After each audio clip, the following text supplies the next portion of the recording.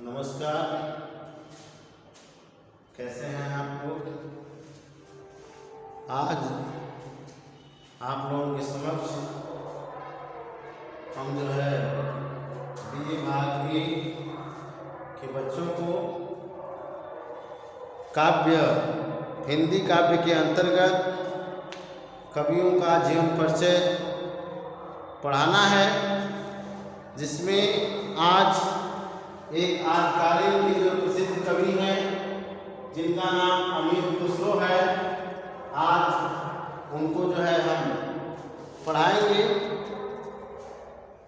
आप लोग जानते हैं कि अमीर खुसरो जो है आजकालीन कवि हैं और अमीर खुसरो को खड़ी बोली हिंदी का प्रथम कवि कहा जाता है, ठीक है। और इनका वास्तविक नाम अब्दुल हसन था। इनका वास्तविक नाम अब्दुल हसन। इनका जन्म 1253 ईस्वी में हुआ था। उत्तर प्रदेश के एटा जिले के पटियाली कस्बे में हुआ था। इन्होंने अपनी आंखों के सामने, अपने आंखों के समक्ष गुलाम वंश का पतन, खिलजी वंश का उत्थान तथा तुगलक वंश का आरंभ, यानी इन्होंने 3 वंशों को अपने आंखों के सामने देखा था। इनके सामने दिल्ली की गद्दी पर 11 सुल्तान, इनके सामने दिल्ली की गद्दी पर 11 सुल्तान जो है बैठे थे। खुसरो की मां बलबन की युद्ध मंत्री इमादुल मलिक की पुत्री थी। किशोरावस्था में ही खुसरो ने काव्य रचना आरंभ की।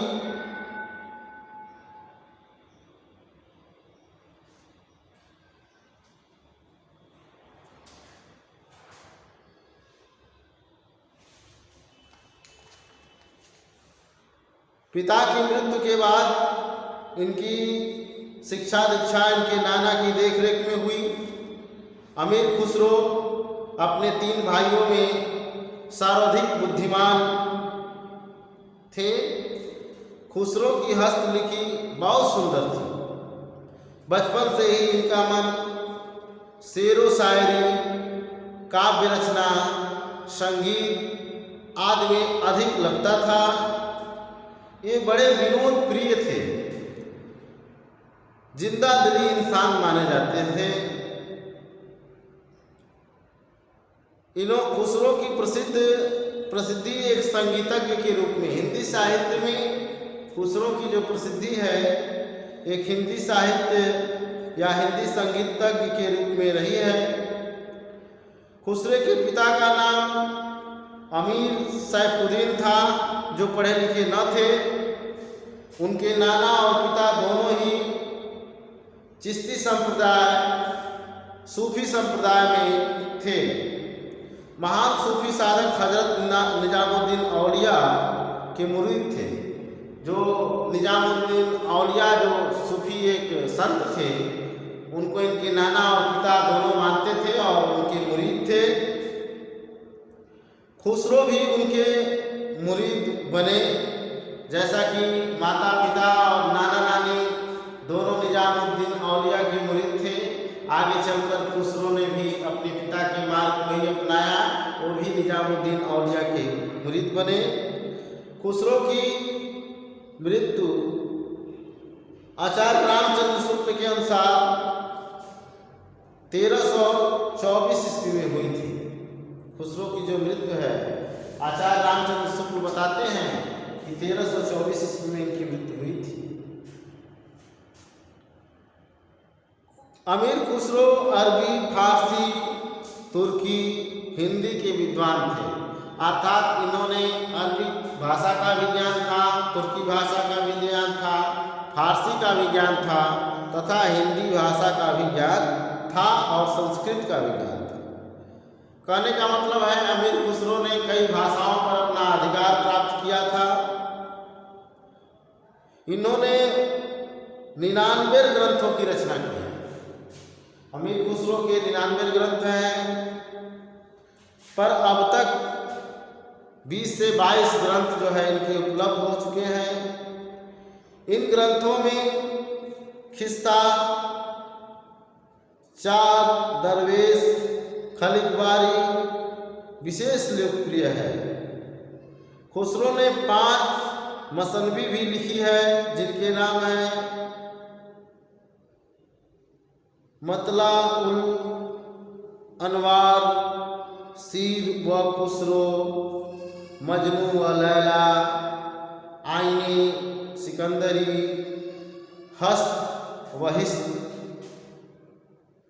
खुसरो की गजलें भाव और कला की दृष्टि से इतनी उत्तम हैं कि बड़े बड़े संगीतज्ञ इन्हें अपने गीत और गजलों के माध्यम से गाया करते हैं।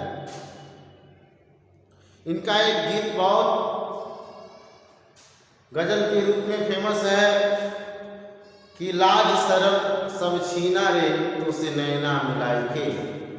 लाज शर्म सब छीना रे तो से नैना मिलाई के, नैना मिलाई के मनवा लगाई के, लाज शर्म सब छीना रे तो से नैना मिलाई के। खड़ी बोली के रूप में अमीर खुसरो का योगदान बहुत महान है। इन्होंने अपने काव्य में ढकोसला भी लिखा, खीर पकाई जतन से, चरखा दिया चलाए, आया कुत्ता खा गया, अब तुम बैठ ढोल बजाए। पहेलियाँ भी इन्होंने अपने काव्य के अंतर्गत बहुत सारी पहेलियों का इन्होंने जिक्र किया है, लिखा है। एक पहेली उनकी है, एक थाली मोती से भरा, सबके सिर पे औंधा धरा, चारों ओर वो थाली फिरे, मोती उनसे एक न गिरे। इसी तरह इन्होंने 2 सुखेन भी लिखे। 2 सुखेन में 2 प्रश्न होते हैं और उसका उत्तर एक ही होता है। तो जैसे पान सड़ा क्यों, घोड़ा आड़ा क्यों, गधा क्यों उदासा, पथिक क्यों प्यासा। तो पान सड़ा क्यों, घोड़ा आड़ा क्यों, इसका उत्तर फेरा न था, गधा क्यों उदासा, पथिक क्यों प्यासा, क्योंकि लोटा न था। इस तरह से आज हम अमीर खुसरो के बारे में पढ़े हैं और उनकी गज़लों को, मुक्करियों को अगले वीडियो में आप लोगों के समक्ष प्रस्तुत किया जाएगा। तब तक के लिए धन्यवाद, नमस्कार।